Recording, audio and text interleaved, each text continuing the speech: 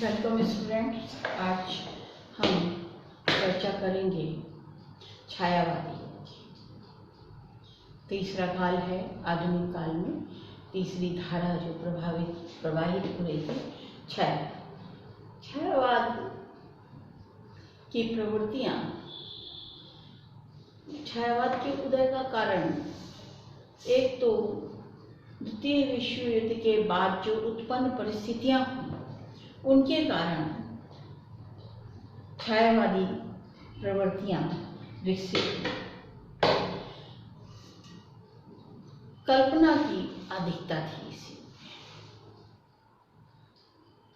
रहस्यवाद की भावना थी, कुछ नई तरह की प्रवृत्ति।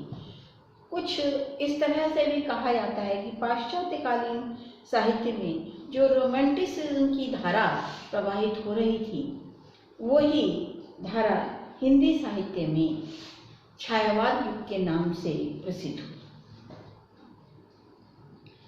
इस काल में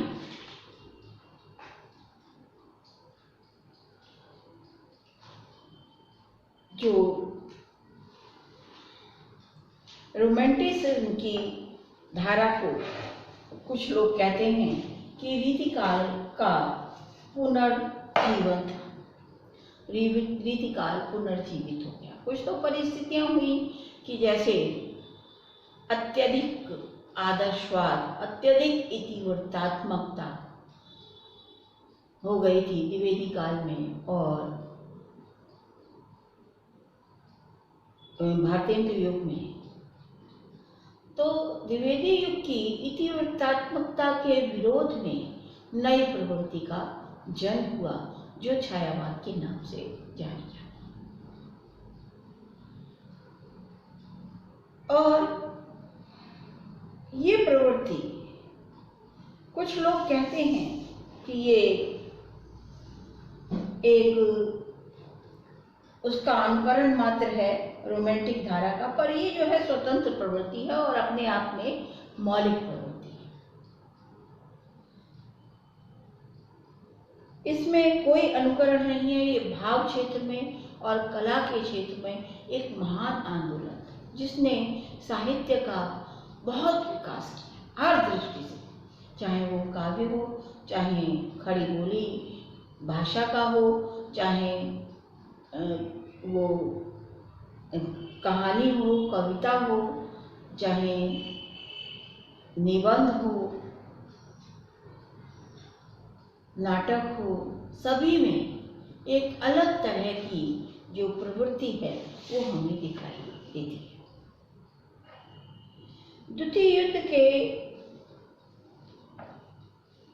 आरंभ पर से पूर्व ही ये 18 साल पूर्व ही ये प्रवृत्ति जन्म ले चुकी थी, और द्वितीय विश्व युद्ध के बाद जो है इस प्रवृत्ति का रूप हमें अधिक दिखाई देता है। ना तो ये पाश्चात्य कविता की कोई अनुकृति है, ना ही रीतिकालीन कविता का जो दोबारा पुनर्जागरण है ऐसा है, कुछ अलग धारा है, स्वच्छंदतावादी धारा जिसे कह सकते हैं। इसी 19वीं सदी की रोमांटिक धारा अवश्य है, ये अंग्रेजी साहित्य की जो रोमांटिक धारा बह रही थी उसकी कुछ प्रवृत्तियां ग्रहण अवश्य किया है, परंतु अगर पूरा का पूरा इसे यही देखा जाए कि ये रोमांटिक धारा का अनुकरण मात्र है तो ऐसा कहना इसके बारे में ठीक नहीं। कुछ नामकरण की चर्चा कर लेते हैं कि इसका नामकरण छायावाद क्यों पड़ा, तो इसके बारे में कुछ भी कहा नहीं जा सकता। आचार्य शुक्ल ने कहा है कि इस युग के कवियों की प्रतीकात्मकतावादी रहस्यात्मक प्रवृत्ति और आध्यात्मवादी रचनाओं के कारण इसे छायावादी प्रवृत्ति कहा गया।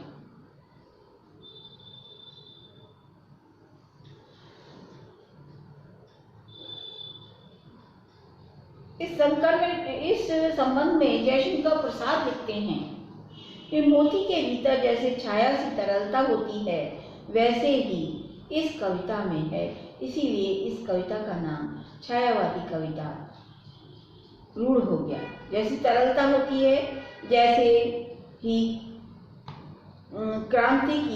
कांति की तरलता का अंग में लावण्य कही जाती है, वैसे ही कविता जो है छायावादी कविता कही गई। उनका कहना था कि छाया भारतीय दृष्टि से अनुभूति अभिव्यक्ति की भंगिमा पर निर्भर करती है। इसमें ध्वन्यात्मकता, लाक्षणिकता, सौंदर्यमय प्रतीक विधान तथा उपचार वक्रता की भंगिमा निर्भर करती है। ये छायावाद की अपनी विशेषताएं हैं और अपने भीतर पानी की तरह अंतर स्पर्श करके भाव समर्पण करने वाली अभिव्यक्ति छाया कांतिमय होती है। महादेवी वर्मा इस संबंध में लिखती हैं, सृष्टि के बाह्याकार पर इतना लिखा जा चुका है कि मनुष्य का हृदय अभिव्यक्ति के लिए रोट स्वच्छंद छंद में चित्रित मानव की अनुभूतियों का नाम छाया ही उपयुक्त था और मुझे तो आज भी उपयुक्त लगता है। प्रसाद और महादेवी के उपयुक्त कथनों के आधार पर इसमें चिंतन के स्थान पर जो भावुकता है, इसमें छायावादी प्रवृत्तियों का संकेत तो कर दिया, परंतु अर्थपूर्ण व्युत्पत्ति के संबंध में कुछ भी नहीं कहा।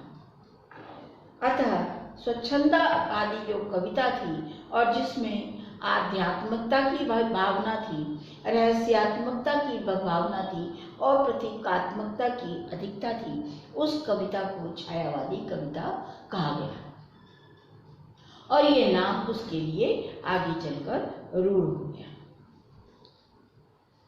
बहुत से विद्वानों ने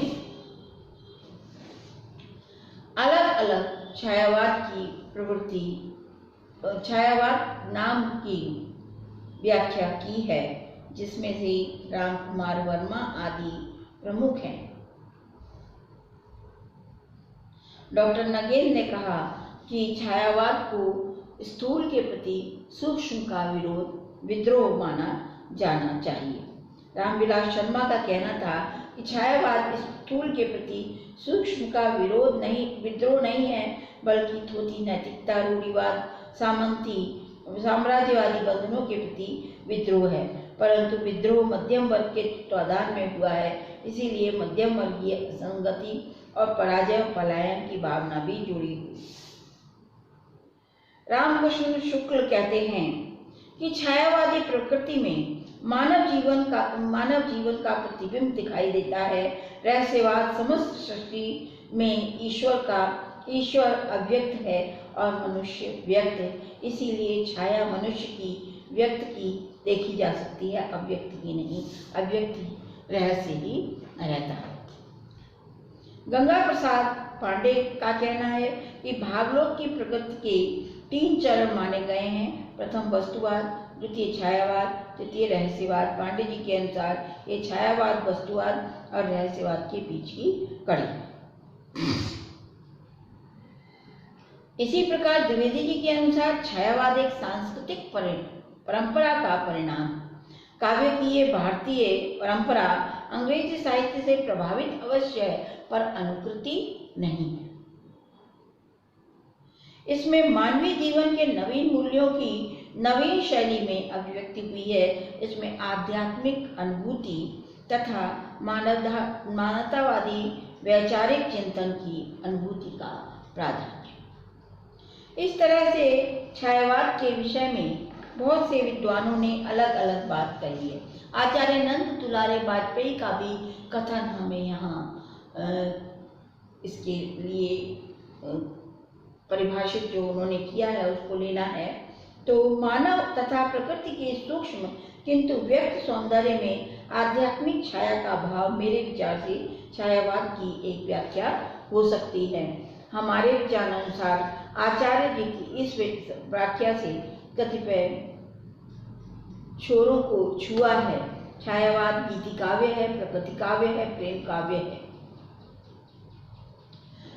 उन्होंने इस परिभाषा में बहुत कुछ कहने की लालसा दिखाई।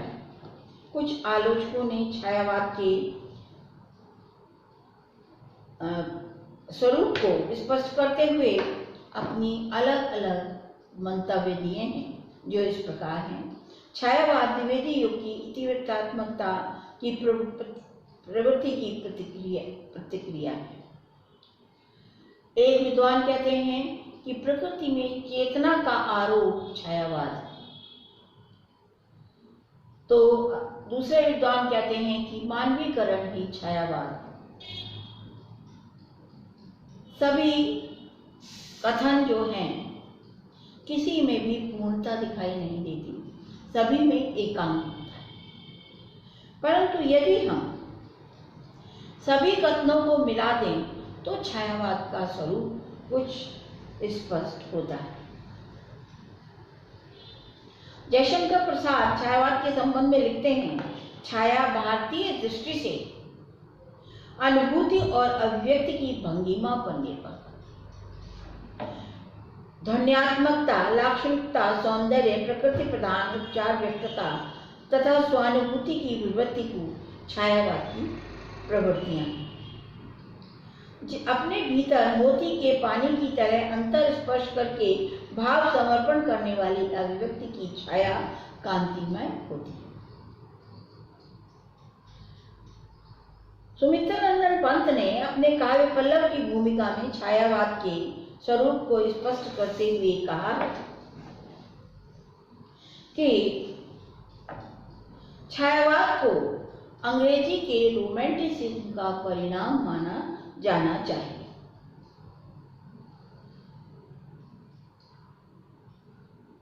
प्रसाद जहां छायावाद को भारतीय काव्य परंपरा में रखते हैं, पंत उसे अंग्रेजी साहित्य की रोमांटिसिज्म की धारा का परिणाम मानते हैं। इस प्रकार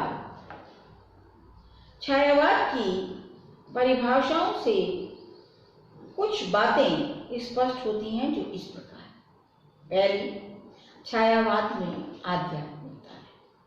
दूसरी, ये एक पद्धति विशेष है छायावाद की प्रकृति में मानवीकरण। तीसरी, छायावाद की प्रकृति में मानवीकरण। चौथी, छायावाद एक दार्शनिक अनुभूति है। पांचवी, ये एक भावात्मक दृष्टिकोण है। छठी, ये स्थूल के प्रति सूक्ष्म का विद्रोह है। सातवीं, ये एक गीति काव्य है जिसमें प्रेम और सौंदर्य का अंकन होता है। आठवीं, इसमें स्वानुभूति व ध्वन्यात्मकता, लाक्षणिकता और उपचार वक्रता को महत्व दिया गया है। और नवीं है ये प्रतीकात्मक शैली में इसका अभिव्यक्तिकरण होता है।